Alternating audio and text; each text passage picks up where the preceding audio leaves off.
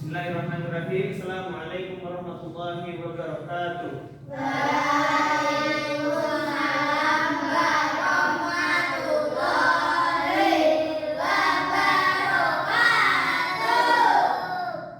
Alhamdulillah, alhamdulillahirabbil alamin. Wassalatu wassalamu ala asyrofil anbiya'i wal mursalin wa ala alihi washabihi ajmain. Amma ba'd. Oke, sebelum mulai pelajaran, maka baiknya kita berdoa terlebih dahulu agar pelajaran kita hari ini diberi mudah dan diberi kelancaran.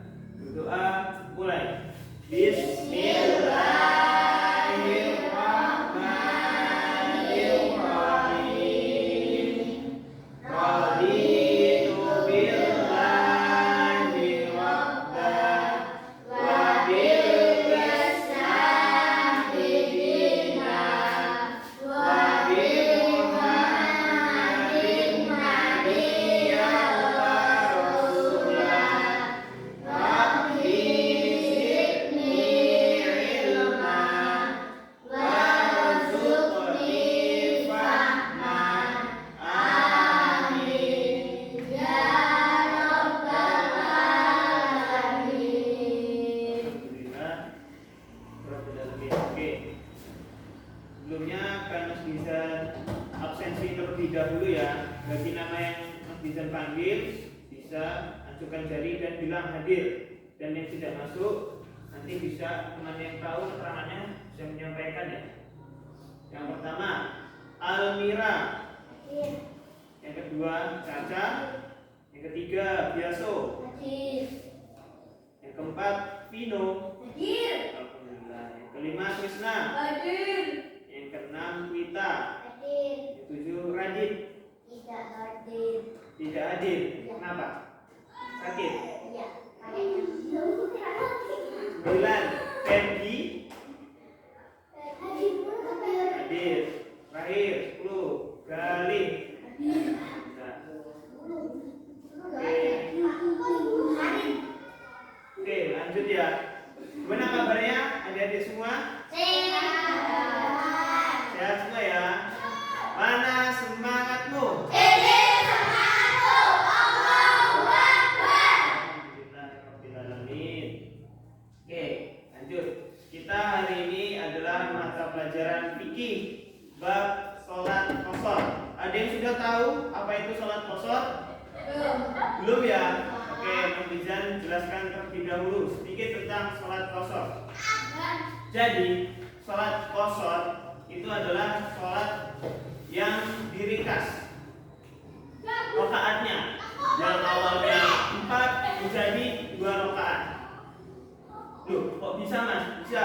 Jadi ada penyebabnya kenapa sholat itu menjadi diringkas. Seperti berpergian jauh, dan juga dalam keadaan ketakutan atau dalam sangat khawatir. Contohnya, ketika kita sedang berperang, hujan lebat, angin topan, atau yang lain-lainnya, itu bisa saja keadaan seperti itu terjadi di saat kita menjalani kehidupan. Nah, terus saat kita perjalanan jauh, jarak tempuhnya berapa? Jarak tempuhnya kurang lebih 17 km. Lalu perjalanan jauh yang seperti apa? Perjalanan jauh yang seperti dalam hal kebaikan. Contohnya ketika kita sedang bersilaturahmi atau ketika kita sedang berpergian jauh seperti umroh atau haji. Itu membutuhkan perjalanan yang sangat jauh dan memerlukan waktu yang sangat panjang sehingga kita diberi kemudahan dari Allah Subhanahu wa taala untuk meringkas sholatnya. Yang awalnya kita harus melaksanakan sholat 4 waktu, 4 rakaat, ini kita diberi kemudahan untuk melaksanakan sholat yang awalnya 4 menjadi 2 rakaat. Itu namanya sholat qashar.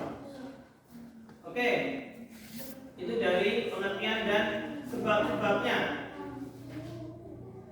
Nah, cara melaksanakan sholat qashar. Ada beberapa perbedaan dalam sholat qashar dibandingkan sholat biasa.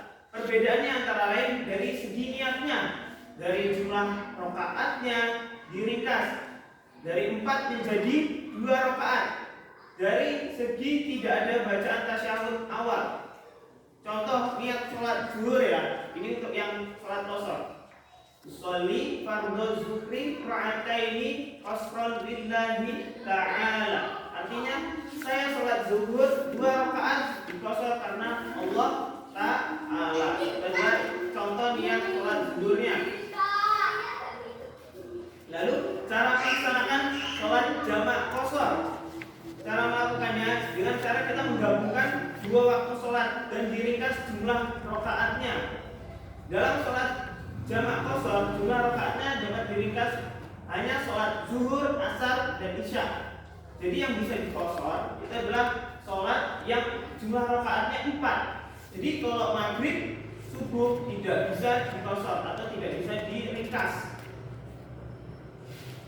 Bagaimana cara melaksanakannya? Simak contoh pelaksanaan sholat jamak qasar berikut. Yang pertama, sholat zuhur dan asar masing-masing dilaksanakan 2 rakaat. Yang kedua, maghrib dan isya, sholat maghrib dilaksanakan 3 rakaat karena tidak bisa diringkas. Dan sholat isya dilaksanakan 2 rakaat. Lalu hukum melaksanakan sholat jamak qasar adalah mubah. Ada yang tahu mubah itu apa? Mubah itu boleh. Dan sifatnya rukhsah. Rukhsah itu apa? Keringanan atau kemudahan yang diberikan Allah Subhanahu wa taala kepada umat Islam. Maka dari itu jamak qasar diberikan kepada umat Islam ketika sedang mengalami hambatan, sehingga dianjurkan untuk ubah atau boleh, atau yang sifatnya rukhsah. Maka dari itu ketika kita sudah diberi kemudahan oleh Allah Subhanahu wa taala untuk melaksanakan perintahnya, jangan sampai kita meninggalkannya. Ketika kita tidak bisa berdiri untuk melaksanakan sholat, kita diberi kemudahan untuk duduk. Ketika kita tidak bisa duduk, sakit, untuk melaksanakan sholat, kita dibolehkan untuk berbaring, untuk sambil tidur sholatnya. Ketika kita saat berbaring saja tetap tidak bisa sholat, ini langsung dikubur guys gitu ya. Karena ketika berbaring aja udah nggak bisa sholat, berarti ya mau gimana lagi? Berarti udah nggak bisa hidup, mungkin nyawanya sudah hilang ya. Sehingga kita diberi kemudahan untuk melaksanakan sholat. Jangan sampai kita ketika diberi kesehatan jiwa dan raga, kita sehat seperti ini, tapi kita masih saja meninggalkan sholat. Na'udzubillah summa na'udzubillah. Jadi jangan sampai kita meninggalkan sholat, karena sudah diberi kemudahan oleh Allah. Ketika kita tidak bisa melaksanakan tepat waktu karena halangan perjalanan ataupun ketika sedang dalam darurat, kita sebetulnya diberi kemudahan. Maka dari itu jangan sampai kita menyia-nyiakan. Karena kalau kita sudah meninggalkan sholat, rusak semua amalan kita. Ketika kita meninggal, apa amalan yang pertama kali ditanyakan oleh Allah Subhanahu wa taala? Tentang sholat, betul. Jadi sholat adalah tiang agama. Jika tiangnya aja sudah rusak, lalu bagaimana benderanya mau berkibar? Lalu bagaimana tiangnya itu bisa berdiri kokoh? Jika tiangnya aja sudah rusak, jika sholatnya saja sudah rusak. Jangan sampai kita sibuk mencari duniawi, jangan sampai kita sibuk terhadap kesenangan dunia, sehingga kita lalai terhadap perintah agama, sehingga kita lalai terhadap sholat. Ya, jangan sampai kita meninggalkan sholat. Karena di sini Allah sudah memberikan kemudahan tentang sholat jamak dan sholat qasar. Oke, akan Mas Idan sampaikan di papan tulis.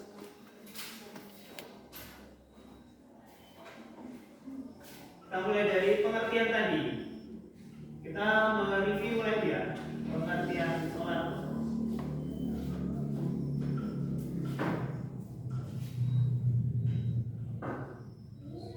Yang masih ingat penyampaian Mas Idan tadi tentang sholat qasar? Sedikit aja. Saya ingat ada yang tahu rukhsah tadi apa?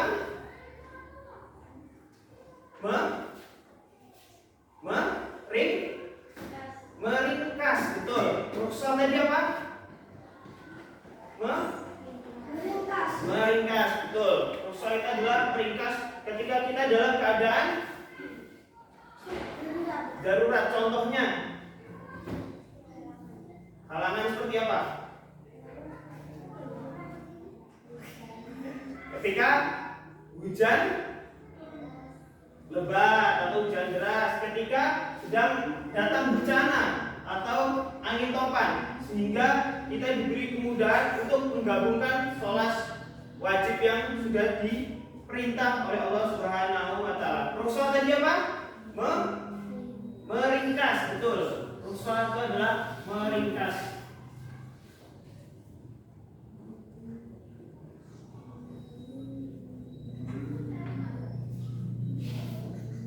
Hukumnya, hukum melaksanakan sholat qashar.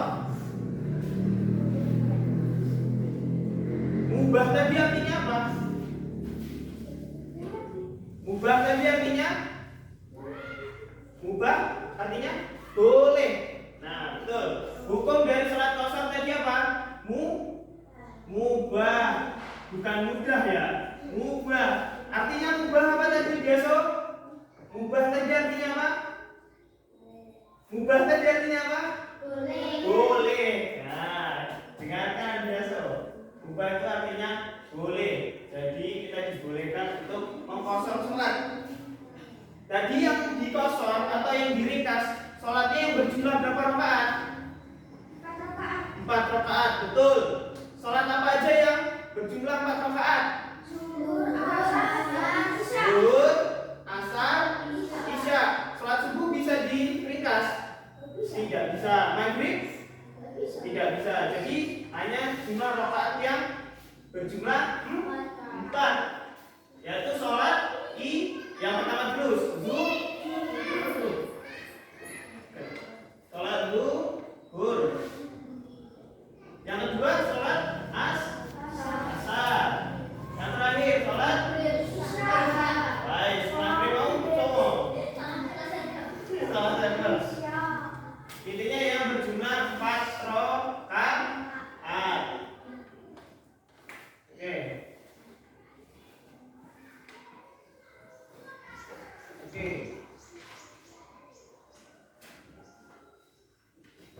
Penyebab boleh dikosor.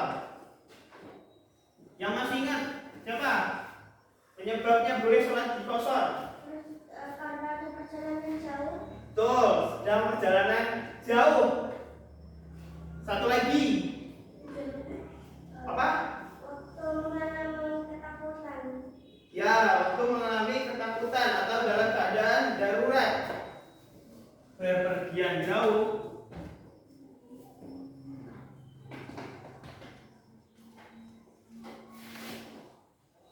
Dalam keadaan ketakutan atau darurat.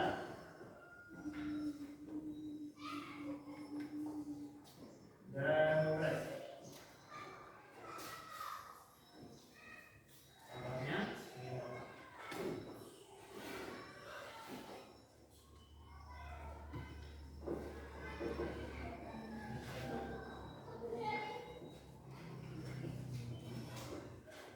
misalnya apa loh? Oke, sholat qashar. Cara melaksanakannya dari niat dulu. Ada yang sudah hafal niat sholat sendiri? Belum? Oke, Mas Izan kita salah satu untuk membaca niat sholat zuhur qashar. Maju ke depan, baca. Oh, alaman. Baca. Oke, Leti, silakan maju. Ayo Leti, baca, nggak menghafal.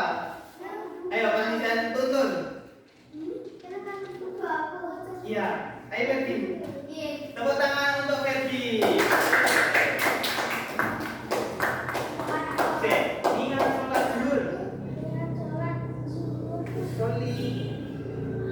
Usolli fardhu zuhri ra'ataini qasran lillahi ta'ala. Oke, silakan kembali ke tempat. Tepuk tangan buat Edi. Artinya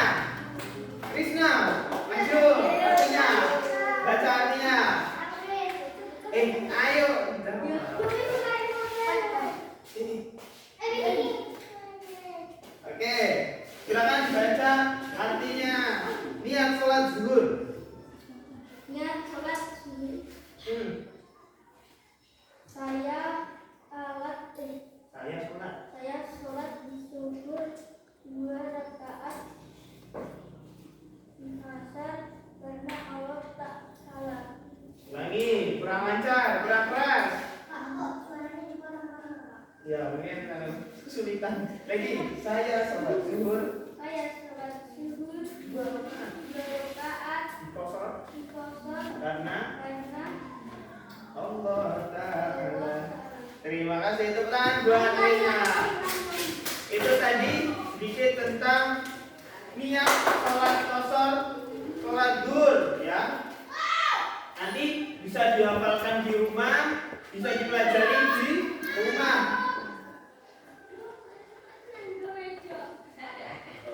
Oke.